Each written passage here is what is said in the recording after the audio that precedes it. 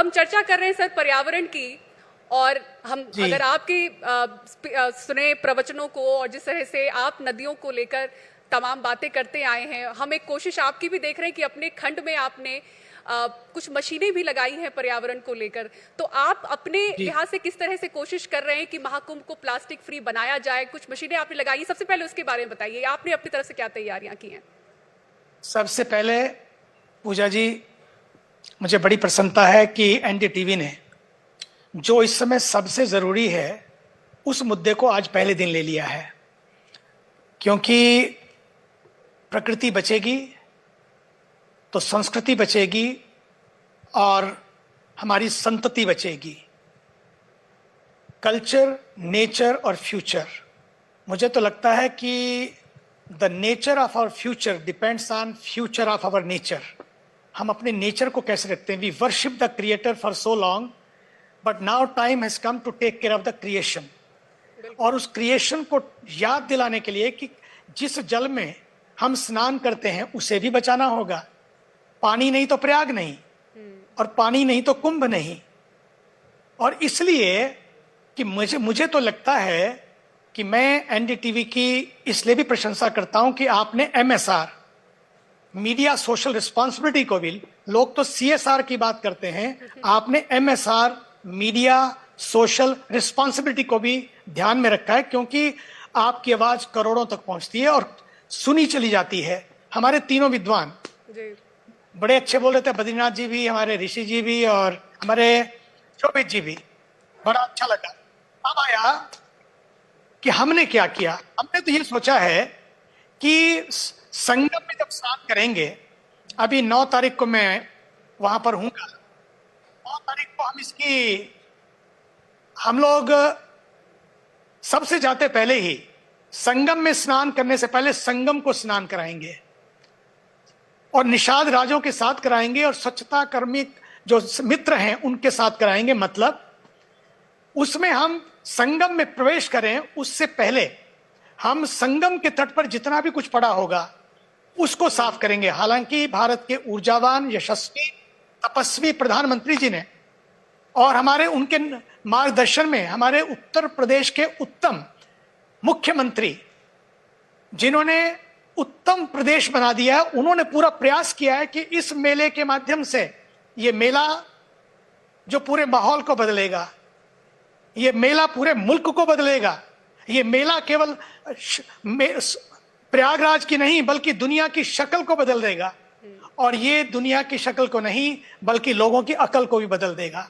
इसलिए ये मेला जो अकल भी बदल देगा, नैरेटिव को बदलेगा, नेगेटिविटी को बदलेगा, ये प्रयाग का प्रयोग सबको जोड़ने का और सबसे जुड़ने का काम करेगा, जहां दर्शन होगा, सेवा, साधना और समर्पण का। लेकिन उसके साथ साथ हम साधना तो करें, लेकिन आज हमें लगता है हमें पर्यावरण को भूल नहीं जाना होगा, क्योंकि पूजा और प्रदूषण दोनों साथ साथ नहीं जाते हैं, गंदगी और बंदगी दोनों साथ साथ नहीं जाते हैं। इसलिए जो पूजा करें वो प्रदूषण तो नहीं करते हैं, लेकिन कभी कभी क्या होता है कि अपने साथ लाया गया पूजा का प्लास्टिक का खाया और फेंका, वो जो है उसको जो हम देखते हैं, हमने क्या सोचा है कि इसको प्लास्टिक मुक्त कुंभ बनाने के लिए हम लोगों ने सोचा है कि अपने कुंभ से ये शुरू करें, अपना शिविर प्लास्टिक मुक्त शिविर हो। और सबको हमने आह्वान किया है, मेरी थाली मेरा थैला, कुंभ कभी ना होगा मैला, क्योंकि अपनी अपनी थाली और अपना अपना थैला लेके आए, सड़क पे ना गिराएं, अपने थैले में रखें। बॉटल लाएं तो प्लास्टिक की लाएं, नहीं लाएं बल्कि स्टील की लाएं। दूसरी बात, थालियां, मुझे लगता है कि राष्ट्रीय स्वयंसेवक संघ के एक प्रकल्प ने 10 लाख थालियां वितरण करने का इस कुंभ शिविर में प्लान बनाया है, ताकि हर कुंभ में, हर मेले के हर कैंप में किसी भी तरह से ये सारा का सारा प्रकल्प चले कि कोई भी सिंथेटिक की, प्लास्टिक की, पॉलिथीन की, सर जितनी ये प्लेटें हैं वो खाया और फेंका। मुझे लगता है कि हमको यूज एंड थ्रो कल्चर से आगे बढ़ना होगा, यूज एंड ग्रो कल्चर की ओर जाना होगा। हम जियो और जीने दो के साथ साथ जीवन दो पर विश्वास करते हैं। जो हम लेते हैं वो हम दे सकें, ये तो प्रकृति है। और दूसरी बात यह है कि अपने कैंप में हम लोगों ने सोचा है कि अपने गेट पर ऐसी मशीनें लगाई हैं जो प्लास्टिक की बोतल जो भी लेके आएगा उसको plastic crusher, bottle crusher machine को, ताकि उसको पूरा का पूरा उपयोग किया जा सके। दूसरा, उसके साथ ही साथ हमने कियोस्क लगाए हैं।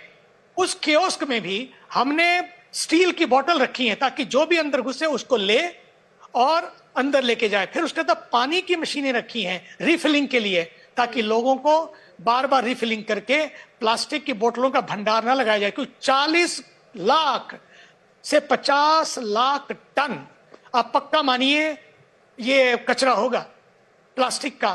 तो वो कब रुकेगा? जब हम इन चीजों को उपयोग में लाएंगे। और इसलिए हम लोगों ने पूरे कैंप को इस तरह का प्रयोग किया है कि ताकि हर उनको स्टील की थालियां मिले या फिर अगर कुल्हड़ मिले, ताकि जो गरीबों का, कुम्हारों का जीवन भी आगे बढ़ सके। कुंभ केवल अपने लिए नहीं है, कुंभ तो सबके लिए है। इसलिए जो मैं संगम पे स्नान कराने की बात कर रहा था वो इसलिए ताकि संगम के तट पर जो लोग रहते हैं वही हमारे पैरोकार हैं पर्यावरण के। हम उनको किस तरह से उनको समझाएं कि कुंभ की सूरत को कैसे बदला जा सकता है, क्योंकि कुंभ की अपनी एक दिव्यता है, शुद्धता है, शुचिता है।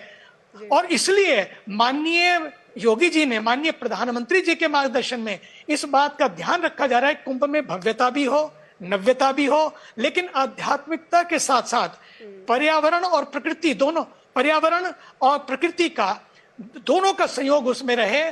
और साथ साथ सनातन के साथ साथ पुरातन के साथ भी हम नूतन विरासत के साथ साथ विकास की भी स्पष्ट दिखाई पड़े, ताकि जहां व्यवस्थाओं से संतुष्टि की है, मैं कह रहा हूं उसमें भी लोगों को कई बार मैं देख रहा था, सुन रहा था कि गंदे नाले की बात आ रही थी, पूरी दुनिया की बात आ रही थी कि हमारे शहरों की गंदगी सारी नालों में। मैं आपको बता देना चाहता हूं, इस बार कुंभ की व्यवस्था इतनी बढ़िया की गई है, इतनी बढ़िया की गई है कि मुझे पूरा विश्वास है कि केवल जल ही नहीं बल्कि मिट्टी भी और सारा वातावरण भी इतना प्यारा होगा, इतना शुद्ध होगा कि पूरे विश्व के लोग देखेंगे कि yes, India can do it and India must do it. इसलिए भारत का ये एक अवसर है भारत के पास, जब पूरे विश्व का मीडिया है और उस विश्व के सामने हमको ये देखना है कि केवल ये सरकार का काम नहीं है, ये हम सब का काम है। ये केवल हम सोचें कि नगर कमिश्नर का काम है, बल्कि नगर कमिश्नर का नहीं, ये तो हम सबका, हर नागरिक का काम है। हम सबको मेरा कचरा मेरी जिम्मेदारी, इस भाव के साथ हमें इस कुंभ में प्रवेश करना है। और जब वापस जाएं तो ये संदेश लेकर जाना है, मेरा कुंभ अगर इतना सुंदर बन सकता है, सरकार इतना बड़ा काम कर सकती है, अगर हम कुंभ से संदेश लेकर अपने घरों में जाएं, अपने शहरों में जाएं, तो वहां पर यह संदेश लेकर जाएं कि मेरा कुंभ, मेरा स्वाभिमान और मेरा शहर, मेरी शान, मेरा गांव, मेरा तीर्थ। और मेरी कैसे बनेगा वो?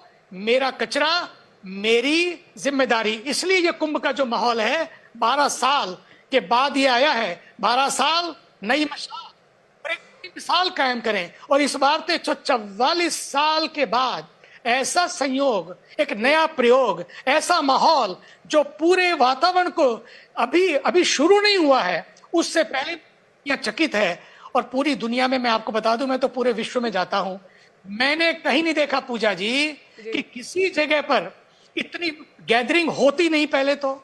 और थोड़ी गैदरिंग हो भी जाए डीजे के लिए, म्यूजिक के लिए, किसी फेस्टिवल के लिए, तो वो इतनी बड़ी गैदरिंग पूरे विश्व में नहीं होती है, जहां पूरा का पूरा अमेरिका समा जाए, यूरोप समा जाए, और उसके बाद भी no chaos and no crime.